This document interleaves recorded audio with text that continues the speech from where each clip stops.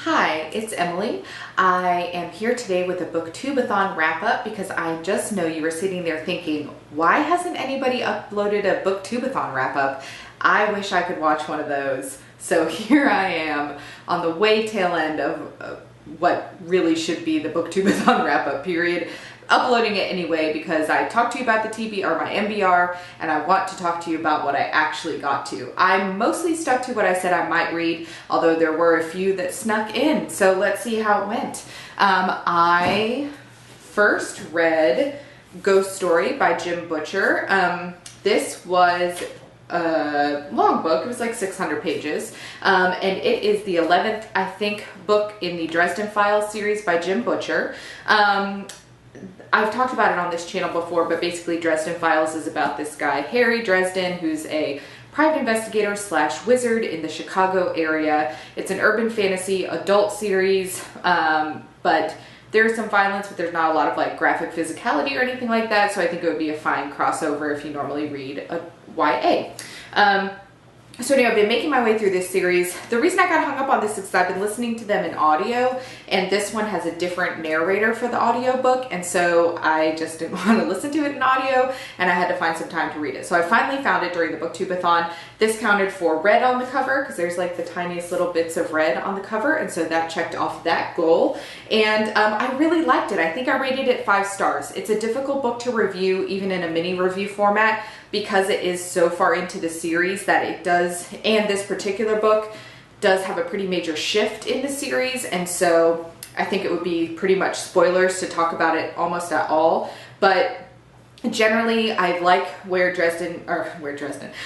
Butcher is taking the series. I like what's happening to the characters. I'm excited. I like how he's able to keep a really long series seem very fresh, and this book especially, I think, bodes really well for the character development and what's going to happen next, and it kind of ratchets up the tension a little bit. So I think that's really exciting, especially for an 11th book in a series. So I think there's 2 or 3 out more that I still want to read, and then he said overall it's going to be like 21 books or something like that. So I'm very excited, and I really liked it.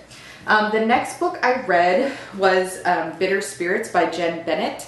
This is an adult paranormal romance book. I don't read a ton of these, but every once in a while I do. This particular one is set in San Francisco during Prohibition, 1920s, and the 2 main characters are Winter and Ada. Winter is a, basically he sells booze illegally, and he's one of the top 4 people in San Francisco who do that during Prohibition, so he's super rich. And Ada is basically just a performing girl, and they meet. Her skill is that she can see ghosts, and he has been cursed by somebody and is having to deal with all these ghosts, and so they meet up, and she helps him take care of that problem, and then helps him take care of a lot of other stuff that was inappropriate. But anyway, that's really what this book is about. It's a really good romance. It is very adult. There are a lot of adult situations in this book, so please be aware of that. It was slightly embarrassing to read on an airplane. I will be honest with you. But it was really good. The romance was totally believable. I really loved the characters. The first kiss, the tension just like built up, built up, built up. No love triangle in sight, and I really just thought it was really sweet and a good book, and I really liked the paranormal sort of aspects of it. So highly recommended if you like that kind of thing. I think I gave it 4 stars on Goodreads, so that was fun. And that went toward my series that I was going to finish, because I then went right away to my library overdrive and picked up Grimm Shadows, which is the second one. So this one, it's one of those kind of series where it doesn't follow the same main characters, but the same main characters show up in the later ones. So this one follows Winter's brother, and a person who works in a museum called Hadley. Her name is Hadley. And they meet, and he's basically this lying Lothario type of character, and she is kind of a really uptight, has a lot of baggage, not into relationship kind of character. They butt heads a lot. Eventually they fall for each other. As you can tell from the cover, it's not a spoiler. It is a romance book. That's what happens. I liked this one okay. I just didn't like the romance as much. And if you're reading a romance and you don't like the romance, it's kind of like, what's the point? So I gave it 3 stars because the plot was interesting. It's kind of like the Mummy or something. They're chasing down all these Egyptian artifacts, and that was very interesting. And you know, I like the writing style still, and I'll read the next one. But I just didn't like the main 2 people as much, so I didn't love it as much. So this one is going to count for a series I started and finished, along with Bitter Spirits, because these are the only 2 that are out, and also for a book that someone recommended. Jessie recommended that I read this. She also recommended that I read Hounded, which I did eventually read, but not during BookTubeAthon, and so I'm going to count this one for that too, since it's the same person and she said I should read it. So there you go.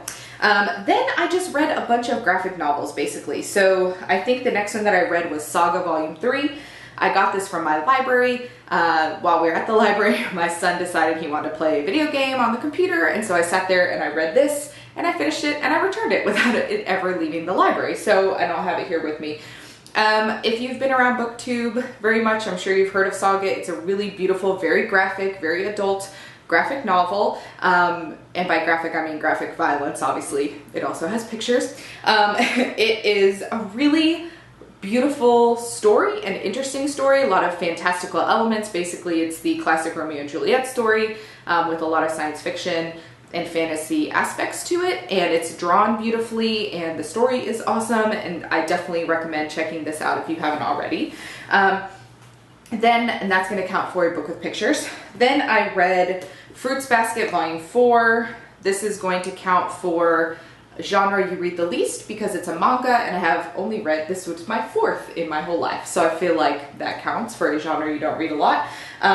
This is a cute little story about a girl who's been orphaned, and she goes to live with some guys from her school, and it turns out that they are basically the manifestations of the Chinese zodiac, and so there's a lot of really interesting things where people are turning into animals, and there's all this overall politicking thing going on among the family, and there's this one other guy who turns into a cat who wants to become part of the Chinese zodiac, so he's always like fighting everyone to try to get his place, and it's cute. I mean, you know, I feel like some of the references I still don't quite get since I am new to the genre, and but all that being said, it is very enjoyable to read. I liked this one. I feel like the first and second one were quite good, and then it's kind of been like the same kind of thing since then, so I'm interested to see where it goes. I just kind of read one whenever I feel like it. But if there's any other manga that you would suggest that I read, I am very open to that, so do let me know.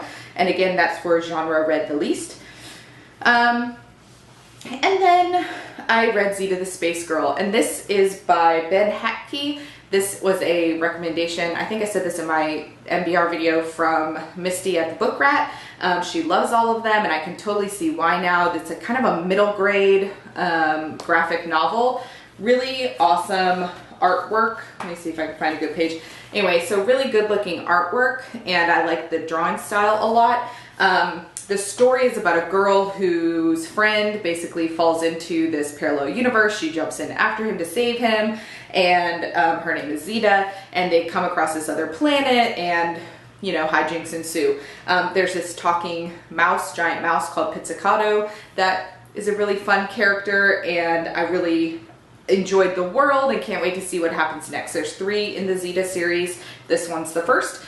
If you're going to participate in the Yearathon middle grade readathon that's coming up in August, this might be a really good pick because it's a graphic novel and they go really quickly, and that's why I read 3 of them. So I managed to read 6 books during the BookTubeAthon. I don't know exactly how many pages. The first book was 600, the next couple were like 250, so I don't know, a little over 1,000 probably. 3 of them were graphic novels, but you know what? I had a big thing going on my blog. I worked full time. I had some work travel, my family, so I am totally okay with that. I feel really good about that. So it was really fun watching everybody's videos and seeing what you all were reading, and I was really glad to get some good reading done. So thanks again to the organizers for putting it together. Link me your various videos below if I haven't already seen them, and I look forward to talking to you again soon. Bye!